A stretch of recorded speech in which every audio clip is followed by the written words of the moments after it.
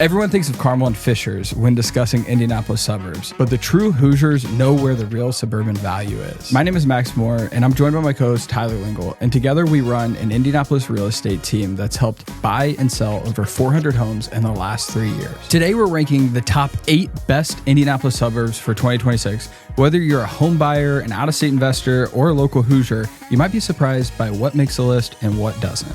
So let's jump right in. We're going to run this draft style. Tyler, he's got the first pick. You know, we traded back in 2025, so I picked up an all-star player. He's got the first pick in our snake draft. Tyler, what's pick number 1 in the 2026 home suburban roots pick? We're going with Fernando Mendoza. Let's go Hoosiers and Signetti. That's it. That's the video. No, I'm joking. With pick number 1, sorry, Carmel, you're going to get outflanked by Westfield on this one, which I'm dubbing Carmel Jr. So think of Westfield. It's still in Hamilton County. It still has nice, expensive homes, great golf courses, awesome dining, right on the Monon, but it's much more affordable and friendly to especially the younger generation and frankly our generation. And the median home buyer, it's probably $100 to $50K less in median price than Carmel. Carmel is just outpricing everyone. But I have some stats that I think are important to share. Westfield has doubled in population size in the last 15 years. So, I mean, the stats speak for itself. It's consistently ranked among the fastest growing cities in the country. And it's the only Midwest city ranked in the top 15 fastest U.S. cities in 2023. 2 developments that I think are attracting a lot of people. One, they're building a 126-acre nature park with a massive lake and like a water park right on the border of Westfield. You have Grand Park, which is like a top youth sports destination. We've already mentioned the Monon, but they're building a 2,200 home development right on the Monon. It's going to have like some higher density, like shops, restaurants, like urban living right on the Monon. So they're kind of mixing it up, making it really the ultimate destination if you're in the younger generation or if you're older, but especially younger generation and want an affordable city on the north side. I mean, it's so super accessible, right? Like you're coming from the city, Carmel has done all the right things with TIF money to make Keystone Ave just, you can jet right across that. Don't speed, first ever ticket I got in my life was right up on there, headed to Westfield. So the police in Carmel are I was a real going thing. 5 over. You will get pulled over, especially if your license plate isn't a Carmel license plate or Indiana. Back to you, Max. Number 2. No surprises here, right on brand. It's good old Danville. Danville, Indiana. It's, where I reside. It's where I sleep at night. Why I love Danville as a suburb, actually, I would rather none of you move there, so just like let me be and live at peace, is who owns Danville, like who owns the town square. I firmly believe that there are people that care about the buildings that they own and care about where the town is headed and are vested in that because they also reside in Danville. And not that it's like a law that you have to reside in Danville, but for the most part, as I get to know the people of the town, everybody right in that community center, all work, live, play, have full community right inside of Danville. The median home price is very achievable. It's $370,000. And actually, I would say in like the experience of getting on Zillow is you're going to see nothing in that price point, everything either way above or way below. It's interesting. There's some secret nice houses in Danville with a lot of land. The other thing I love about it is the land potential. One of my favorite real estate deals to do is to buy land and chop it up for private custom homes to come build. So I've done a few of those over the last year or so where you buy 10 acres, chop it into 3-acre parcels, get it all subdivided and platted out and then have sell them off. And you can buy one for like $700 for 10 acres and sell them for $65, $70K an acre, the smaller lots, and get your lot for free. So it's like immediate equity, kind of like a burr on your own home, your own custom build. The town will start slowing down on that, but there's so much land potential. We just have to get the square right. And if we can get the square right and we do the right developments outward and maybe slow a little bit of the DR Horton monopoly play against Hawkeye Storage, we maybe can make it and it can be a really cool place. Yeah. And I think a lot of people's pushback is the travel there. right? Yeah. You're going down 36 light, or you're going over 74. But that's also what makes it so special. Right. And kind of buffers it so it stays small. It's like the most iconic Hoosier roots town square. Like it's when you think small town Indiana, it's Danville, right? The Mayberry Cafe. And then it has the economy to back it to where it's not like falling apart. Right. It's like It's solid. developed and it's there. Maybe some lead-based paint here and there, but don't hurt anybody. It actually probably will. Back to you, Tyler. Pick number 3. Man, I promise I'm not going all north side, but there are some on the north side that are just killer. I mean, the north side does have a lot of money in development, but the promise, guys, this is pretty much my last north side pick, which if I was just blank slate moving to Indy from anywhere in the country, had $1 million in my bank account, 500,000 in my bank account, I'd be going to Zionsville. And that is entirely because of the village of Zionsville. I told our producer, one of our producers, Trace, that, hey, if you love Boulder, which he's from Boulder, check out Zionsville. And when you go there, you get like these quaint little coffee shops and boutiques and the diner restaurant, and you can walk everywhere. And there's like houses around there, like cottages and like nice custom homes. And then you go out to the more subdivisions and it's like nice custom. It's where they have Homeorama too. So it's literally like the most eminent spot for architectural innovation probably in the city. It is. Like all Colts players, Pacers players, like half of them, I feel like they either live in Geist or live in Zionsville. And Zionsville, I think, just has more of the urban dynamic that makes it a true small town. Feels like a small town, not a suburb. All right, Max, back to you.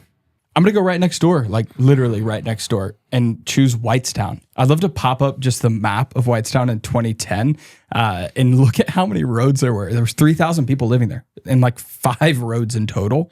And now if you pop up a graph of 2026, there are all these different neighborhoods and roads going everywhere, full on, what you would expect to be in a town. You've got all the stores that you would want. There's Chick-fil-A there, Starbucks is there. And it's at 14,000 people in just 15 years. It's like quadrupled in size. Yeah, 11.6 annually. It's like one of the fastest growing, potentially the fastest growing. And it's so affordable. It's $300K at a medium price. You can get into a new development. I just had a first-time home buyer close. We had closing costs paid for and a first-time home buy like Lennar build. Closing costs paid for, $8K in lender credits. And then they got like a little New Year bonus, washer and dryer kit. They closed for $2,000 on a $300,000 house. $2,000 out of their pocket. They maybe put some earnest money down, so $7,000, but their monthly payment's like $2,500, and they are living in the fastest growing town. That is the most accessible town in all of the state. I'll go out and say, because of the I-65 corridor and the way that they have mapped that out. There's like a perfect, beautiful triangle of you can get to anywhere within 20 minutes.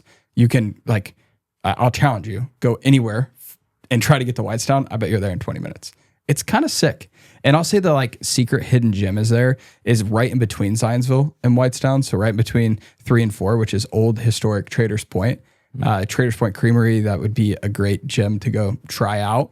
You'll feel like you kind of just went to the countryside in the middle of all of this like booming small town population. It's like, oh, where'd all the houses and restaurants and things go? It's like so nice and quiet. And then 2 minutes, bam, you're right back into civilization, which I don't know. I don't like, it's just putting Danville into the mix is how like the feel of living in Danville and then the mix of all of the traffic and movement. So anyways, that's my favorite place in the whole state.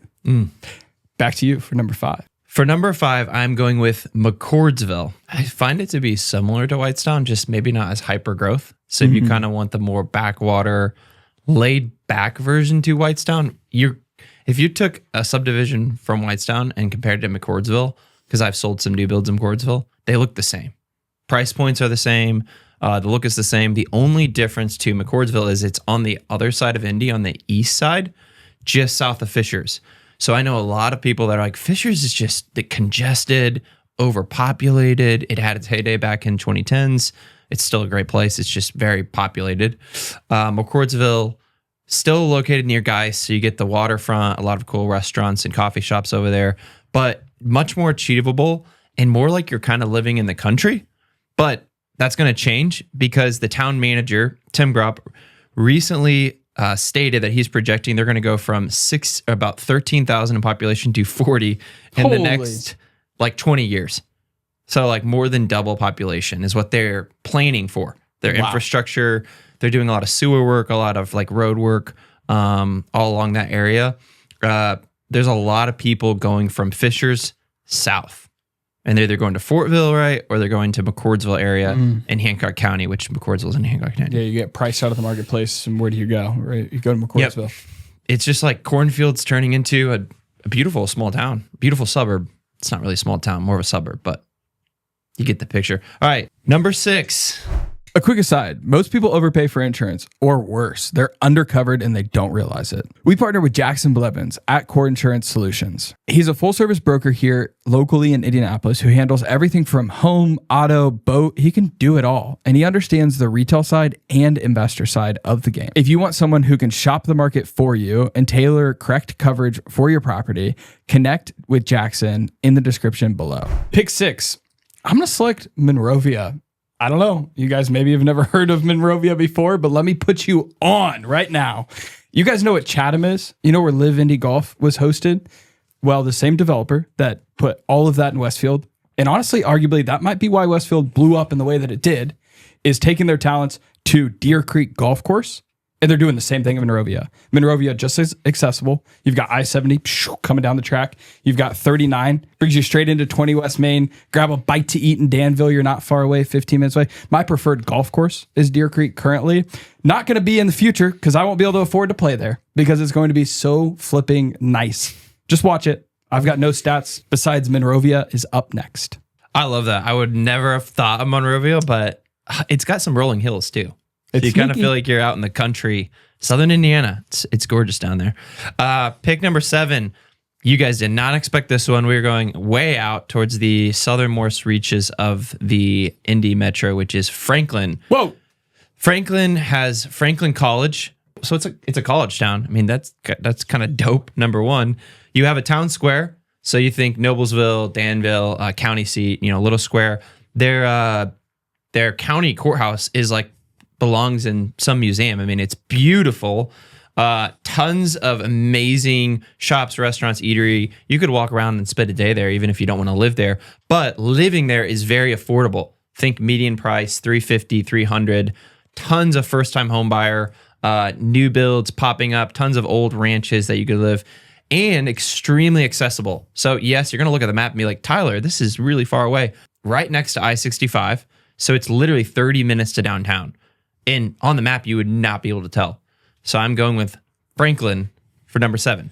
All right, buddy. I don't know. Franklin. I got to convince Max a little more on that one. My cousin lives there. He just raves. He has this like country club membership and plays pickleball every day with his buddies. Yeah, they're pretty good at swimming. That's all I know about them. They're good at swimming. So if you got a swimmer, they need to be at Franklin or Danville. Max is the coach at Danville. All right, number 8. Pick number 8's coming in. It's the size 103K residents as of 2025. It's no secret to Indiana. Some may refer to it as Carmel from out of state, but it is Carmel, Indiana. It's got to be on the list, right? Like, how do we make a top 8 list and not include most roundabouts? Right. I mean, if you want to get dizzy, go to Carmel.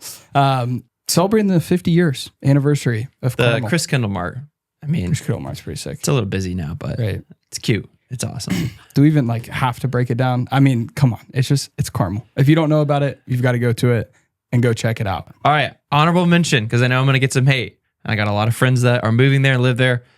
Noblesville. I'm sorry. You didn't make our top 8 just because we didn't want to do all Hamilton County. But Noblesville, you're awesome. You have a great town square.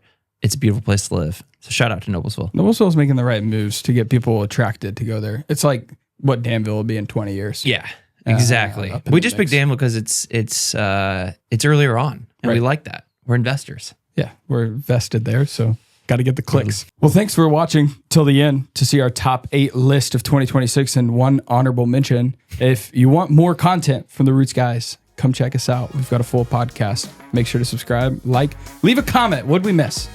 Peace.